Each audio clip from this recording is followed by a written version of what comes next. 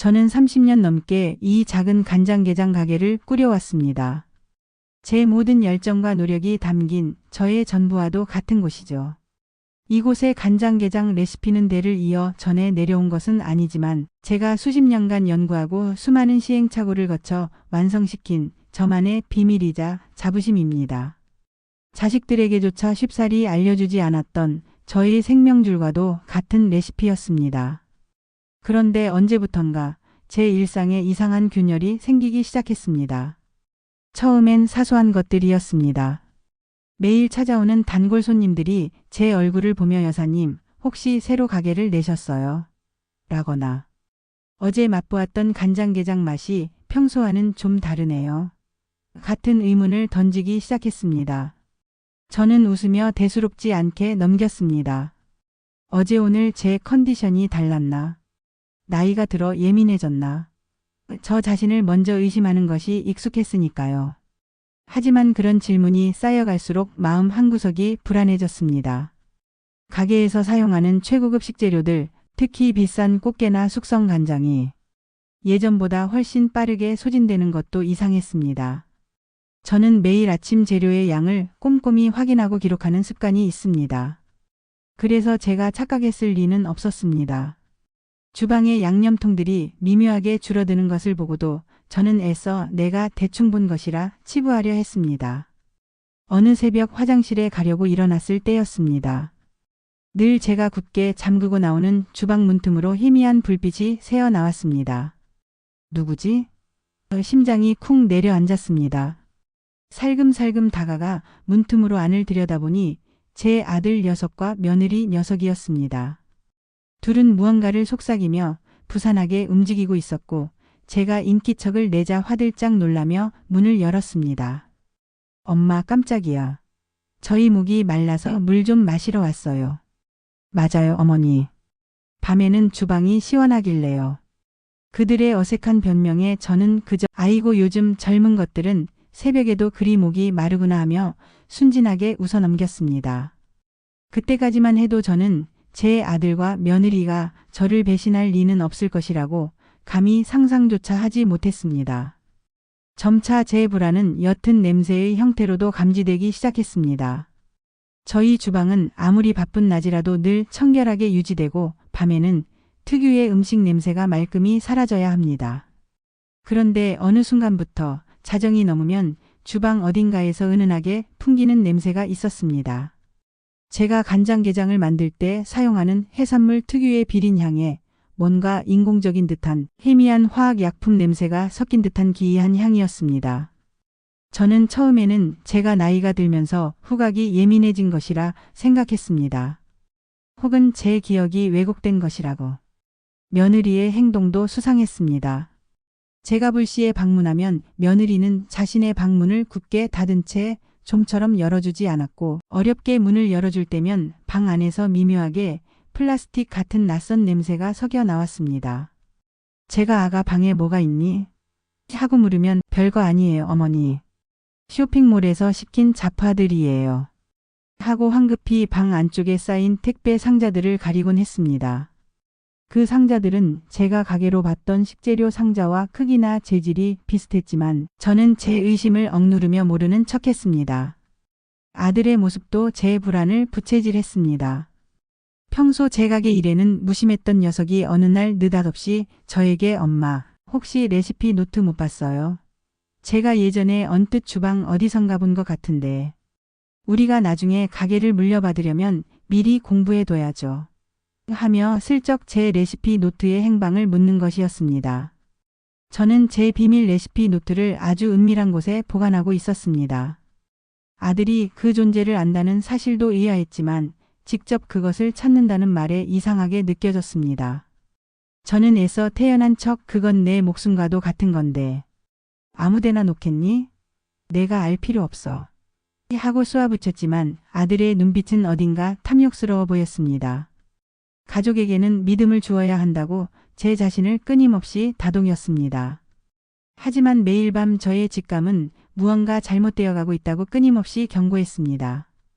제가 평생을 바쳐 지켜온 제 간장게장 레시피와 이 가게를 둘러싸고 제가 알지 못하는 은밀한 그림자가 드리워지고 있다는 불길한 예감은 저를 잠 못 이루게 했습니다.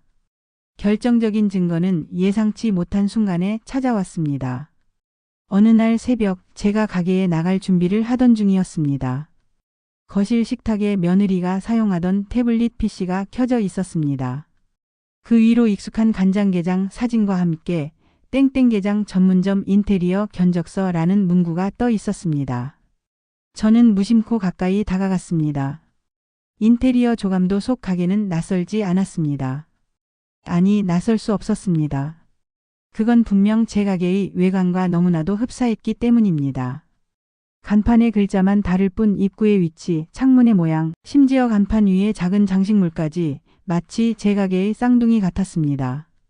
놀라움과 함께 심장이 쿵 떨어지는 것 같았습니다.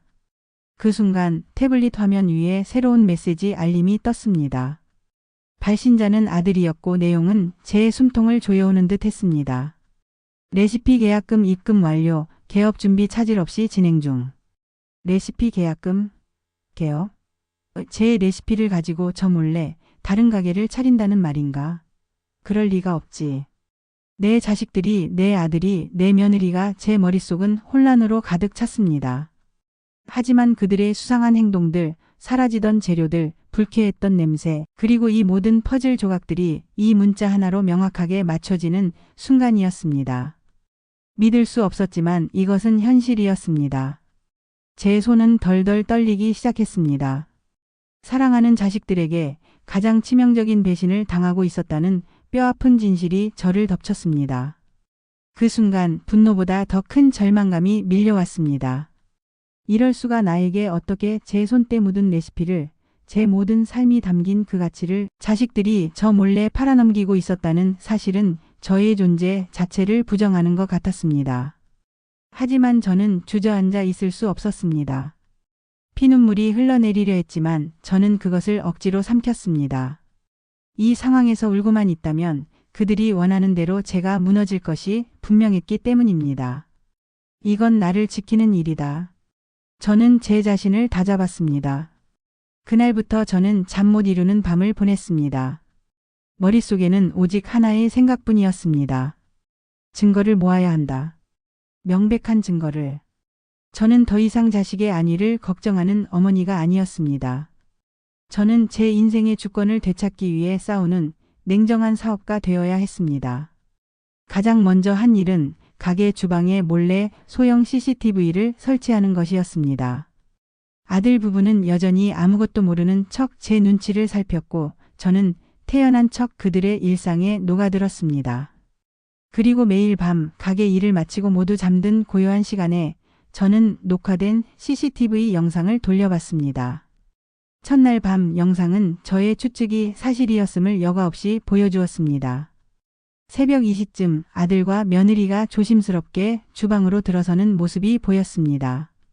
며느리가 준비한 비닐 장갑을 끼고 아들은 제가 숨겨두었던 레시피 노트를 정확히 찾아 꺼냈습니다. 노트를 조리대 위에 펼쳐놓고 그들은 자신들의 스마트폰으로 한 장 한 장 사진을 찍기 시작했습니다. 제가 간장게장을 만들 때 사용하는 특급 재료의 종류와 정확한 양, 숙성 시간, 심지어 게를 손질하는 저만의 섬세한 노하우까지 모든 것이 컴퓨터로 옮겨지는 모습은 저의 가슴을 찢어놓는 듯 했습니다. CCTV 영상만이 아니었습니다. 저는 제가 평생 가게를 운영하며 작성해온 회계 장부보다 더 꼼꼼하게 사건 일지를 기록하기 시작했습니다. 아들 부부가 새벽에 주방에 출입한 시간, 재료가 줄어든 양, 묘한 냄새가 났던 순간, 그리고 그들이 주고받은 수상한 대화 내용까지 모든 것을 날짜와 시간대별로 세세하게 적었습니다. 버려진 택배 상자 하나도 허투루 보지 않았습니다. 상표와 발신자 주소, 품목을 확인하고 사진으로 남겼습니다. 심지어 아들 부부가 은밀하게 통화하던 식재료 도매상과의 대화 내용까지 몰래 녹음하기 시작했습니다. 이 모든 것이 언젠가는 나의 무기가 될 것이다. 저는 그 생각 하나로 버텼습니다. 제가 모으는 증거들은 단순한 사건 해결을 넘어 제 존엄성을 회복하기 위한 절박한 노력이었습니다. 몇 주 동안의 철저한 관찰과 기록 끝에 저는 아들 부부의 행동 패턴을 완벽하게 파악할 수 있었습니다. 매주 수요일 저녁이면 그들은 큰 짐을 들고 집을 나섰다가 다음날 새벽이 되어서야 돌아왔습니다. 분명 어디선가 개업 준비를 하고 있는 것이었습니다. 드디어 그날이 왔습니다. 아들 부부가 평소처럼 큰 짐을 들고 집을 비운 날, 저는 주저하지 않고 며느리 방으로 향했습니다. 그들의 수상한 상자들이 늘 쌓여 있던 장롱 깊숙한 곳을 뒤졌습니다. 저의 손은 떨리고 있었지만 마음은 그 어느 때보다 단호했습니다. 진실을 마주해야만 했습니다. 조심스럽게 첫 번째 상자를 열었습니다. 그 안에는 수키네 간장게장에서 사용하는 것과 똑같은 디자인의 플라스틱 통들이 수십 개 쌓여 있었습니다. 그러나 통에 부착된 라벨에는 제 가게의 이름 대신 오간장이라는 생소한 상표가 인쇄되어 있었습니다. 제 이름 수키를 살짝 변형한 듯한 그 장명 센스에 저도 모르게 헛웃음이 나왔습니다. 그들이 얼마나 치밀하고 대담하게 제 것을 훔치려 했는지가 여실히 드러나는 순간이었습니다. 두 번째 상자에서는 제가 밤새워 적은 레시피 노트의 복사본이 나왔습니다. 그런데 이상했습니다. 단순히 복사한 것이 아니라 제 손글씨를 흉내낸 듯한 필체로 다시 베껴 쓴 것이었습니다. 이들은 제 레시피를 완벽하게 자기들 것으로 만들려 했던 것입니다. 그리고 그 밑에는 비밀 간장게장 제조 비법서, 마이너스 원조 김숙희의 노하우 전수라는 오만한 문구가 적혀 있었습니다. 심장이 쿵 내려앉는 것 같았습니다. 제 모든 인생을 담은 비법이 이렇게 모욕적으로 이용되고 있었다니. 그 다음 상자에서 나온 것은 저를 완전히 주저앉게 만들었습니다. 한 장의 서류에는 레시피 사용 동의서라는 제목 아래 제 이름과 주민등록번호 그리고 저의 필체와 똑같이 위조된 서명이 선명하게 박혀 있었습니다. 그리고 그 서류 아래에는 며느리의 이름으로 된 땡땡게장 법인 사업자 등록증과 아들 이름으로 된 대표이사 명함까지 있었습니다. 제 레시피를 도용하는 것도 모자라 제 이름을 빌려 법인을 세우고 사업을 추진했던 것입니다. 하지만 가장 충격적이었던 것은 그 다음 장에 있던 서류들이었습니다. 제 이름을 사칭하여 시중은행에서 거액의 대출을 받은 대출 실행, 계약서와 근저당 설정 서류까지 포함되어 있었습니다. 이 모든 서류에 제 도장이 찍혀 있었지만 저는 그 어떤 것도 서명하거나 도장을 찍은 기억이 없었습니다.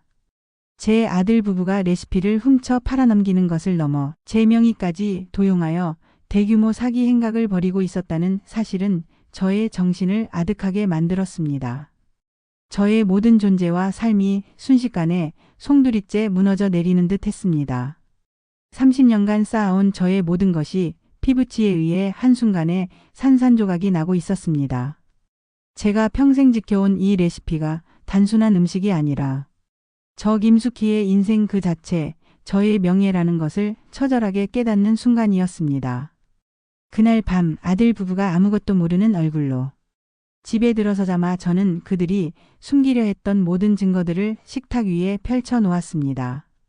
위조된 레시피 사용 동의서, 대출 서류, 그리고 그들의 추악한 행각이 담긴 CCTV 영상 캡처 화면들까지. 제 목소리는 낮게 깔려 있었지만 흔들림 없는 단단함이 실려 있었습니다. 이게 다 뭐야? 제 질문에 아들 녀석과 며느리는 처음에는 능청스럽게 모르는 척했습니다. 하지만 제가 눈앞의 증거들을 하나씩 짚어가며 물음을 던지자 그들의 얼굴은 서서히 창백해졌습니다. 결국 아들은 한숨을 내쉬며 엄마, 왜 남의 방을 뒤져요? 라고 소리치며 발뺌하려 했고 며느리는 옆에서 눈물을 글썽이며 저에게 책임을 전가하는 듯한 태도를 보였습니다. 엄마, 다 엄마를 위해서 그런 거예요. 엄마 가게는 이제 너무 낡고 우리가 현대적으로 확장해서 프랜차이즈로 키우려고 했어요. 엄마가 힘들게 가게에 붙어 있지 않아도 되게 해주려고. 아들은 이 모든 것이 저를 위한 큰 그림이었다는 듯 변명했습니다. 맞아요, 어머니. 저희도 어머니한테 용돈 많이 드리고 어머니 카드값도 다 저희가 내드렸잖아요. 저희도 잘 되면 어머니 가게도 멋지게 확장해 주려 했어요. 며느리는 울먹이며 자신들의 행동이 효도의 일환이었음을 강조했습니다. 그 순간 저는 참을 수 없는 분노와 함께 깊은 허탈감에 빠졌습니다. 내 레시피를 훔치고 내 이름을 팔아서 대출까지 받으면서 그게 나를 위하는 일이야.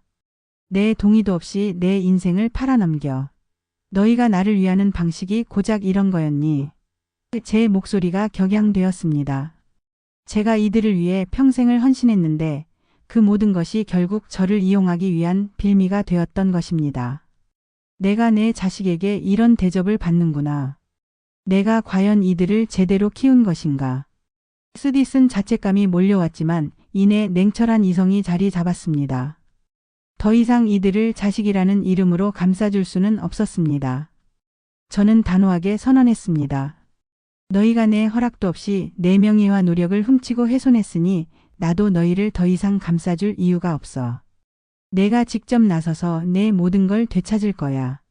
제 서늘한 눈빛에 아들 부부는 감히 더 이상 아무런 변명도 할 수 없었습니다. 그들의 시선은 바닥을 향했고 저는 그들의 얼굴에서 저의 마지막 남은 정마저 거둬들이는 중이었습니다. 그날 이후 저는 망설이지 않았습니다. 제가 모아둔 모든 증거 자료를 들고 변호사 사무실을 찾았습니다. 변호사님은 저의 이야기를 침착하게 들어주셨고 제가 모은 CCTV 영상, 상세한 일지, 위조된 레시피 사용 동의서와 대출 서류들을 꼼꼼하게 살펴보셨습니다. 어머니, 이 정도 증거라면 충분히 승산이 있습니다. 이건 명백한 영업비밀 침해, 사문서 위조, 그리고 명예 도용입니다. 절대 혼자 짊어지고 가시지 마세요. 변호사님의 확신에 찬 목소리는 저에게 큰 용기를 주었습니다. 이제 저는 제가 할 수 있는 모든 것을 다할 것이라 다짐했습니다. 저는 피해자가 아니라 저의 정당한 권리를 되찾기 위해 싸우는 사람이 되어야 했습니다. 곧바로 아들 부부에게 내용 증명을 발송했습니다. 법적 조치를 취할 것이라는 정식 통보였습니다. 내용 증명을 받은 아들 부부는 제게 격렬하게 항의했습니다. 엄마 미쳤어요. 어떻게 엄마가 우리를 고소할 수 있어요. 우리 망치려고 작정했어요. 그들은 마치 제가 자신들의 미래를 빼앗으려는 악인이라도 되는 양 소리쳤습니다. 하지만 저는 흔들리지 않았습니다. 이미 그들은 저의 가장 깊은 신뢰를 배신했으니 저는 더 이상 흔들릴 이유가 없었습니다. 경찰서에 가서 진술하고 검찰의 소환에 응했습니다. 나이 든 몸으로 이런 복잡하고 고된 과정을 거치는 것이 쉽지만은 않았습니다. 주변에서는 그래도 피부치인데 좋게 좋게 넘어가지 자식 이기는 부모 없다며 저를 만류하는 목소리도 많았습니다. 하지만 저는 제 결정을 단 한 번도 후회하지 않았습니다. 이것은 단순히 돈 문제가 아니었습니다. 제가 평생을 바쳐 쌓아온 노력과 자부심, 그리고 저 김숙이라는 사람의 존재, 가치가 걸린 문제였으니까요. 저는 억울하게 제 모든 것을 잃을 수 없었습니다. 드디어 길고 긴 재판이 시작되었습니다.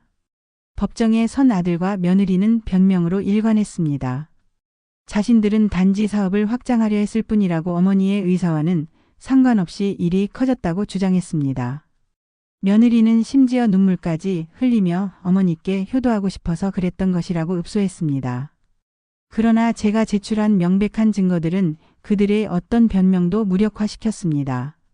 주방에서 레시피를 도용하고 제 명의를 도용하여 대출, 서류를 위조하는 모습이 담긴 CCTV 영상은 그들의 거짓말을 여과 없이 드러냈습니다.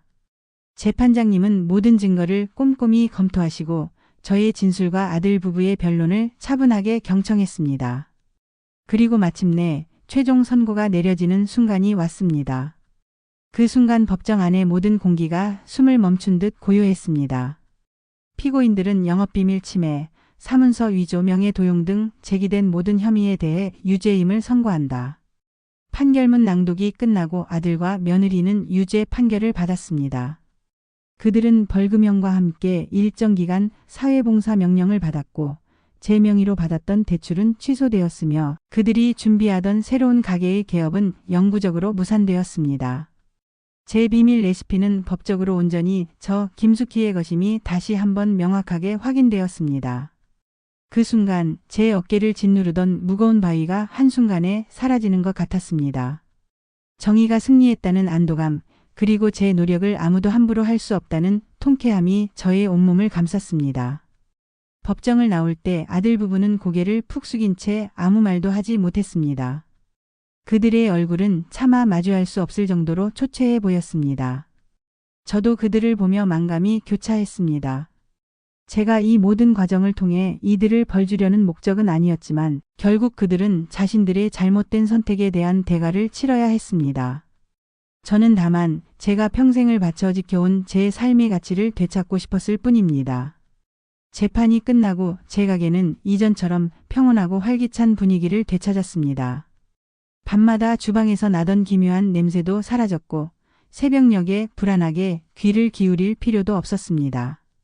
제 몸을 짓누르던 모든 근심이 사라진 듯 했습니다. 저는 더 이상 사랑하는 이들에게 배신당한 나약한 어머니가 아니었습니다. 저는 제 모든 것을 스스로 지켜낸 강인한 사업가 김숙희, 제 인생의 진정한 주인 김숙희로 다시 태어났습니다.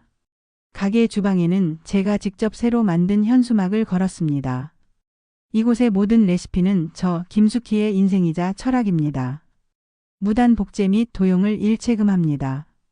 이 문구 하나하나에 제가 겪었던 모든 고난과 그 고난을 이겨낸 저의 굳은 의지가 담겨 있다고 생각합니다.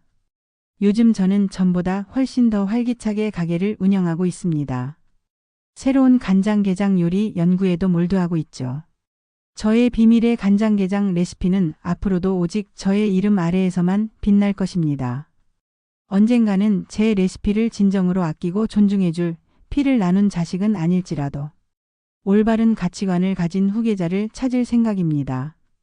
아들 부부는 재판 후 얼마간 모습을 보이지 않다가 얼마 전 옆 동네에서 아주 작은 반찬 가게를 열었다는 소식을 들었습니다. 비록 보잘것없는 규모이지만 자신들의 힘으로 직접 김치도 담고 반찬을 만들어 팔고 있다고 하더군요. 가끔 보면 제 간장게장 레시피는 아니지만 그들만의 방식으로 새로운 요리법을 고민하며 초심을 다지는 듯한 모습이 보이기도 합니다. 솔직히 말하면 아직 그들을 보면 마음이 편치만은 않습니다. 하지만 언젠가는 그들도 제가 지켜냈던 이 가치와 노력의 의미를 깨닫고 각자의 방식으로 자신들만의 정당한 삶을 일구어 나가길 바라는 복잡한 마음은 어쩔 수 없나 봅니다. 오늘 제가 여기까지의 이야기를 털어놓기까지 정말 많은 용기가 필요했습니다.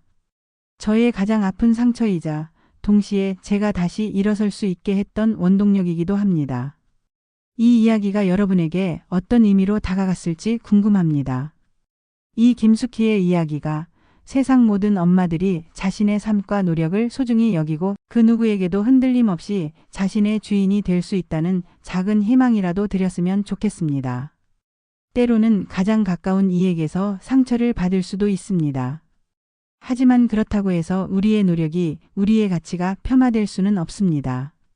우리는 스스로를 지키고 스스로의 가치를 증명할 수 있는 강한 존재들이니까요. 오늘 김숙희 여사님의 이야기 들어주셔서 진심으로 감사합니다. 다음에도 여러분에게 또 다른 진솔한 이야기를 들려드릴 수 있기를 바랍니다. 그때까지 우리 구독자 여러분 모두 건강하고 평안하시기를 기원합니다. 좋아요와 구독으로 김숙희 여사님을 응원해주세요. 감사합니다.